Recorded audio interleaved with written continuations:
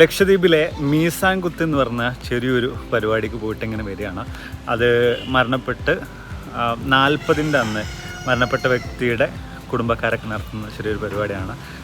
പറയുകയാണെങ്കിൽ നമ്മുടെ നാട്ടിലൊക്കെ മൗലിദ് അങ്ങനത്തെ ചെറിയ കാര്യങ്ങളൊക്കെ ആയിട്ട് ഇങ്ങനെ ചില ഫംഗ്ഷൻ പോലെ ഉണ്ടാവാറുണ്ട്. അപ്പോൾ അതിന് ഇവിടുത്തുകാർ നമ്മളെ ഇൻവൈറ്റ് ചെയ്തിട്ടുണ്ടായിരുന്നു.